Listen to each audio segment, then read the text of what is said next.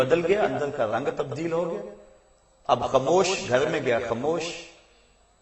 بادشاہ پریشان ہو گیا کہ بیٹے کو کیا ہو گیا. حکماء کو بلایا، کسی نے کہا دماغ میں خشکی پڑ گئی، کسی نے کچھ کہا مالش ہو رہی ہے، کسی نے کہا کہ صبح سیر کے لیے بھیجا کرو، کسی نے کہا شکار کے لیے بھیجا کرو. خادم ساتھ ہے، شکار کے لیے جا رہے ہیں. راستے میں برگد کا گنا درخت تھا.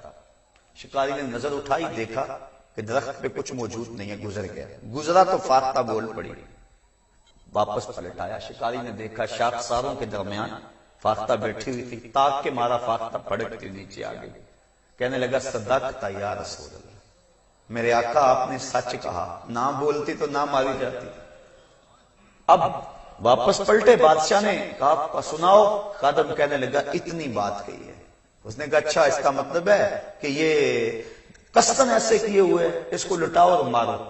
اس کو لٹا دیا گیا اور جلاد کوڑے برسانے لگا. پھر بولا صدقت یا رسول اللہ، آقا آپ نے سچ کہا. فاختہ بولی وہ ماری گئی، میں بولا میں مارا گیا. تو کہا علیکا بطول الصامت، تمہارے اوپر طویل خاموشی اختیار کرنا ہے. وَإِيَّاكَ وَالضِّحْكَ فَإِنَّهُ يُمِيتُ الْقُلُوبَ وَيُذْهِبُ نُورَ الْوَجْهِ. کہا اور ہنسنے سے گریز کرنا، کیونکہ ہنسنا جو ہے وہ چہرے کے نور کو بھی لے جاتا ہے اور دلوں کو بھی مردہ کر دیتا ہے. اور اللہ نے قرآن میں فرمایا فَلْيَضْحَكُوا قَلِيلًا وَلْيَبْكُوا كَثِيرًا، تھوڑا ہنسا کرو، زیادہ رویا کرو. اللہ اکبر. کہا زدنی یا رسول اللہ. حضور یہ بھی سن لیا، کچھ اور ارشاد کرتے ہیں. موج لگی ہے. اللہ اکبر. فرمایا احب المساکین ومجالستہم، اچھا پھر مسکینوں سے پیار کیا کر اور ان کے پاس بیٹھنے کو محبوب جانا کر. ان لوگوں کے پاس آیا کر. یہ جو درماندہ حال لوگ ہیں، غریب ہیں، دکھی لوگ ہیں، مسکین لوگوں کے پاس زندگی گزارا کر. اللہ اکبر. آج تو ہم افطاری بھی کریں تو ہم کہتے ہیں کہ کسی منسٹر کی کریں تاکہ پتہ چلے ہمارے گھر کوئی مہمان آیا. لیکن کہا مسکینوں کے پاس بیٹھا کرو. اور ایک روایت کے لفظ ہیں حل ترزقون بدفعکم، جانتے ہو تمہیں رزق کیوں دیا جاتا ہے، آسمان سے بارشیں کیوں برستی ہیں. کہا یہ جو مسکین اور غریب اور کمزور لوگ ہیں، ان کے صدقے اللہ تمہیں رزق عطا فرماتا ہے. تو کہا احب المساکین ومجالستہم، مسکینوں کے پاس بیٹھا کرو اور ان کی صحبت میں وقت گزارا کرو.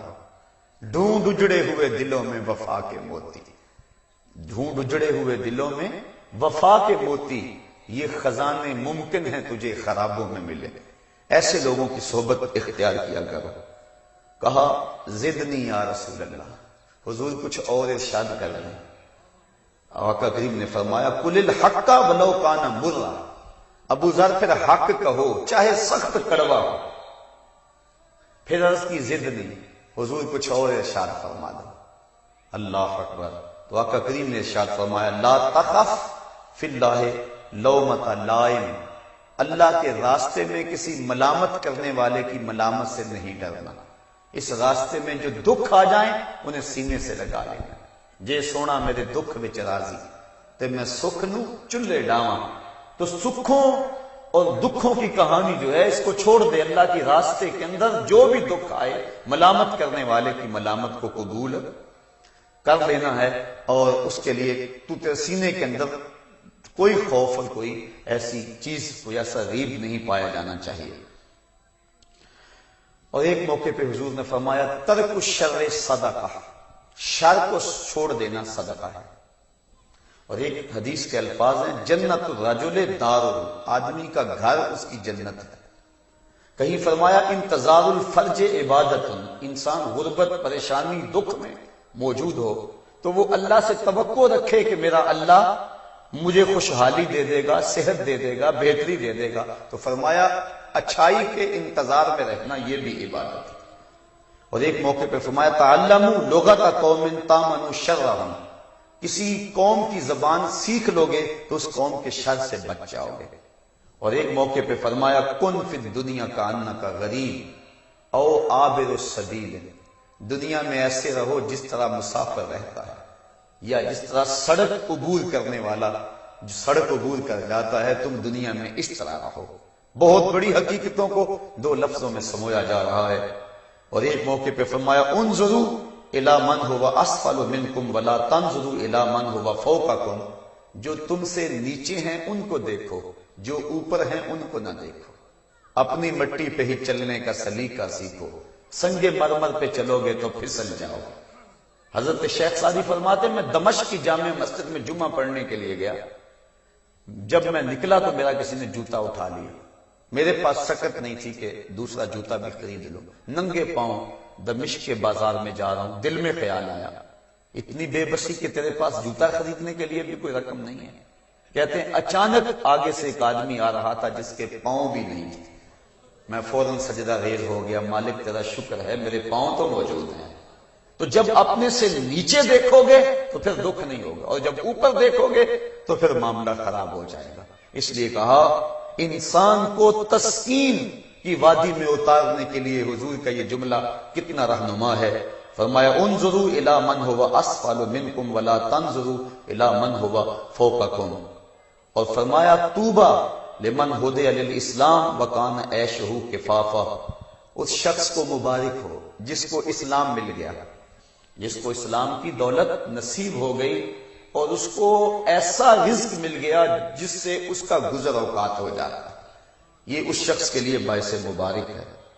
اور پھر فرمایا ارحموا عزیزا ذلا ارحموا عالما بین الجہال، جو شخص معاشرے میں معزز ہو کبھی ذلیل ہو جائے تو تم اس کو ذلیل نہ کرو، اس کی عزت کرو، اور وہ عالم جو جہلوں میں پھنس جائے اس پہ رحم کھاؤ۔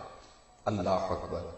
پھر ارشاد فرمایا لا یؤمن احدکم حتی یحب لاخیہ ما یحب لنفسہ، اتنی دیر تک کوئی شخص کامل مومن نہیں ہو سکتا جب تک اپنے مومن بھائی کے لیے وہ پسند نہ کرے جو اپنے لیے پسند کرتا ہے۔ پھر ارشاد فرمایا طاعت النساء ندامت، جو بندہ مرد عورتوں کی اطاعت میں لگ جاتا ہے اس کو سوائے شرمندگی کے اور کچھ نہیں ملتا۔ مرد کو اپنی رائے کا تفوق رکھنا چاہیے۔ حضرت علی المرتضیٰ رضی اللہ تعالیٰ عنہ فرماتے ہیں ایک دن ایسے ہی دریائے رحمت جوش میں تھا، مجھے موقع مل گیا آقا کریم علیہ السلام سے کوئی بات کرنے کا۔ سألت رسول اللہ صلی اللہ علیہ وسلم عن سنتہ، میں نے عرض کی حضور اپنے طریقے اور اپنی سنت کے بارے میں کچھ فرما دیں کہ آپ کا انداز کیا ہے، آپ کی سنت کیا ہے۔ تو حضور نے 17 چیزیں ارشاد فرمائی، ان کو سن لیں۔ ایک ایک حرف سے نور نکل رہا ہے، ایک ایک لفظ زندگی کی حقیقتوں سے پردہ اٹھا رہا ہے، اور حضور کی زندگی نکھر کے سامنے آ رہی ہے۔ اور آقا کریم نے ارشاد فرمایا المعرفت راس مالی، معرفت میرا راس المال ہے۔ راس المال اس مال کو کہتے ہیں جس کے بغیر تجارت شروع نہیں ہو سکتی، وہ بنیادی مال جو آپ سرمایہ لگاتے ہیں کسی کام میں۔ تو کہا میرا بنیادی سرمایہ معرفت ہے، پہچان ہے۔ حضرت آدم علیہ السلام کی جب تخلیق ہوئی تو سب سے پہلے جب انہوں نے شعور کی آنکھ کھولی انہوں نے دیکھا کہ میرے بدن پہ کپڑے نہیں ہیں، تو وہ جلدی جلدی جنت کے پتے لے کر اپنے بدن کو ڈھانپنے لگے۔ تو جب انسان معرفت حاصل کرتا ہے تو پھر اس میں عمل پیدا ہوتا ہے، تو جس کے پاس معرفت نہیں ہے اس کے پاس کچھ بھی نہیں ہے۔ تو من عرف نفسہ فقد عرف ربہ، جس نے اپنے نفس کو پہچان لیا اس نے اپنے رب کو پہچان لیا، اور جس نے اپنی ہی معرفت حاصل نہ کی اس نے اپنے رب کی معرفت حاصل کیسے کرنی ہے۔ اسی لیے اقبال کہتا ہے نا اپنے من میں ڈوب کر پاجا سراغ زندگی، میرا نہیں بنتا تو نہ بن اپنا تو بن، تو راز کن فقاں ہے اپنی آنکھوں پر عیاں ہو جا، خودی کا رازداں ہو جا خدا کا ترجمہ ہو جا، خودی میں ڈوب جا غافل یہ سر زندگانی ہے، نکل کر حلقہ شام و سحر سے جاویداں ہو جا، مسافے زندگی میں سیرت فولاد پیدا کر، شبستان محبت میں حریر و پرنیاں ہو جا، گزر جا بن کے سیلے تندرو کوہ بیاباں سے، گلستان راہ میں آئے تو جوئے نغمہ کہاں ہو جا، تیرے علم و محبت کی نہیں ہے انتہا کوئی، نہیں ہے تجھ سے بڑھ کر ساز فطرت میں نوا کوئی۔ تو جس کو اپنی معرفت ہی حاصل نہیں اس کو کسی کی پہچان کیسے ہونی ہے؟ تو کہا المعرفت راس مالی، معرفت میرا راس المال ہے، والعقل اصل دین، اور عقل میرے دین کی جڑ ہے۔ باقی ادیان کے اندر عقل کو اہمیت نہیں دی گئی۔ یہ عیسائی کہتے ہیں کہ تثلیث کے عقیدے کو کڑوا گھونٹ سمجھ کے پی لے اور نہ سوچ کے اس کا معنی اور اس کا مفہوم کیا ہے، بس اس کو عقل کے برخلاف ہے لیکن اس چیز کو تو قبول کر لے۔ لیکن اسلام نے عقل کو اہمیت دی، فرمایا والعقل اصل دینی، عقل میرے دین کی جڑ ہے، والحب اساسی، اور محبت میری بنیاد ہے۔ یہ دین محبت پہ استوار ہے، محبت نہیں تو کچھ نہیں ہے۔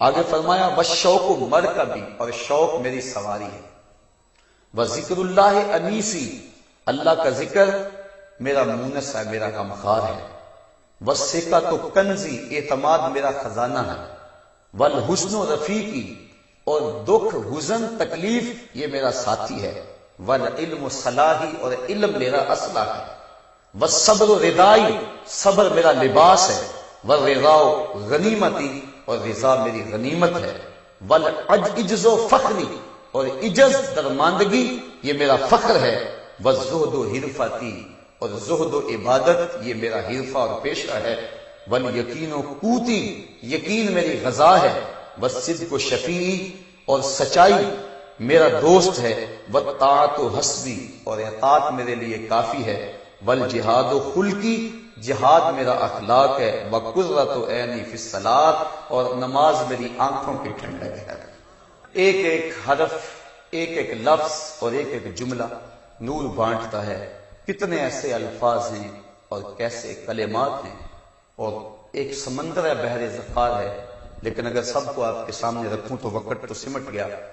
حضور کی آخری نصیحت جو اپنی امت کو ہے وہ آپ کے سامنے رکھ کے اپنے موضوع کو نقطہ انجام تک پہنچاؤں گا۔ حضرت علی المرتضیٰ رضی اللہ تعالی عنہ سے روایت ہے کہ جب حضور علیہ السلام کا آخری وقت آیا تو اس وقت حضور حجرہ عائشہ میں تھے، اور آقا کریم نے اس وقت فرمایا کہ مجھے مسواک دو۔ حضرت عائشہ صدیقہ رضی اللہ تعالیٰ عنہ فرماتے میں نے مسواک پیش کی، لیکن آقا کریم جب مسواک کو منہ میں لیا تو مسواک سخت تھی، پھر واپس کر دی۔ میں نے اس کو چبا کر پھر حضور کو دیا۔ حضرت عائشہ صدیقہ ساری زندگی فخر کیا کرتی تھی کہ آخری لمحوں میں میرا لعاب اور حضور کا لعاب جڑ گیا تھا۔ اللہ اکبر، ساری زندگی آپ کو اس پہ فخر رہا۔ حضور علیہ السلام نے فرمایا جو لوگ ہیں میرے قریب آ جائیں، تو حضور نے سب کو اپنے قریب کر کے جو حضور کے آخری کلمات تھے وہ حضور نے اپنی امت کو جو آخری اور اہم وصیت کی، ابن کثیر نے اس کو روایت کیا، باقی لوگوں نے بھی اس کو روایت کیا، الفاظ مختلف ہیں۔ ایک روایت کے لفظ حضور نے فرمایا الصلاۃ وما ملکت ایمانکم، اور دوسری روایت کے لفظ نے فرمایا اوصی بالصلاۃ والزکاۃ وما ملکت ایمانکم۔ اس موقع پہ میں جو تمہیں آخری وصیت کر رہا ہوں وہ یہ ہے کہ نماز کو نہیں چھوڑنا۔ یہ حضور کی، ہمارے پیغمبر کی، ہمارے آقا و مولا کی امت کو آخری وصیت ہے۔ یہ فرمایا نماز نہیں چھوڑنی اور زکوٰۃ کو ادا کرتے رہنا ہے، اور آگے فرمایا جو تمہاری ملک ہیں ان کے بارے میں اللہ سے ڈرنا۔ غلام اور بیوی یہ دو تمہاری ملک ہیں، یہ تمہارے محتاج ہیں، تمہارے دست نگر ہیں، اگر تم ظلم کرو گے تو یہ بیچارے کیا کریں گے؟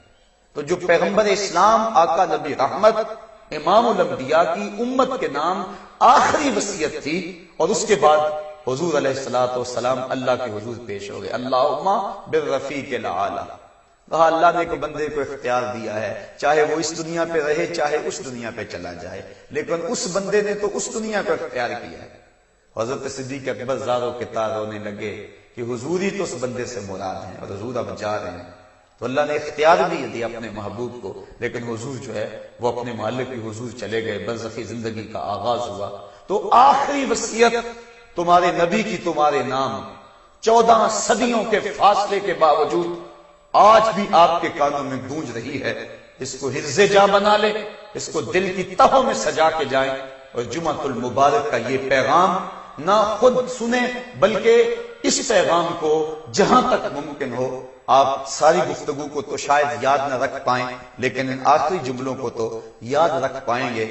حضور علیہ السلام جب اس دنیا کو چھوڑ رہے تھے، یہ کائنات اجڑ رہی تھی، امام الانبیاء رخصت ہو رہے تھے، اور آقا کریم علیہ السلام کے صحابہ رو رہے تھے، اور وہ حالت ایسی تھی کہ سیدہ کہتی ہیں صبت علیہ مصائب لو انہا صبت علی الایام سرنا لیالیا، میرے اوپر ایسی مصیبتیں ٹوٹ رہی ہیں، اگر وہ دنوں پہ پڑ جائیں تو وہ کالی راتیں بن جائیں، دن نہ رہیں۔ جب کائنات کا دھولا اس کائنات سے رخصت ہو رہا تھا اور فرشتے انتظار میں لگے ہوئے تھے، فرش والے رو رہے تھے، عرش والے جو ہے روح مصطفیٰ کا استقبال کرنے کھڑے تھے، اور اللہ تعالیٰ جل شانہ کے محبوب اللہ کے حضور حاضری کے لیے بے تاب تھے، کیونکہ تحفۃ المومن الموت، لوگوں کے لیے تو موت بھیانک ہوتی ہے اور مومن کے لیے موت ایک تحفہ ہے۔ موت تحفہ ہے، یار جب یار کو ملنے جائے تو اس کو پریشانی نہیں ہوتی ہے، بلکہ وہ تو خوش ہو کے جاتا ہے۔ تو آقا کریم جس رب کے لیے تڑپتے تھے، جس رب کا نام جپا کرتے تھے، آج اس کے حضور پیش ہو رہے ہیں، آخری باتیں حضور نے جو اپنی امت سے کہیں، پھر اس کے بعد حضور علیہ السلام امت سے رخصت ہو گئے اور فرمایا اوسی بالصلاۃ والزکاۃ وما ملکت ایمانکم، میں تمہیں یہ وصیتیں کرتا ہوں، ایک نماز نہ چھوڑنا، اور ایک زکوٰۃ ادا کرتے رہنا، اور تیسرا تمہاری ملک جو بھی ہیں، غلام لونڈیاں، تمہاری بیویاں، کہا ان کے ساتھ حسن سلوک کرنا۔ یہ آخری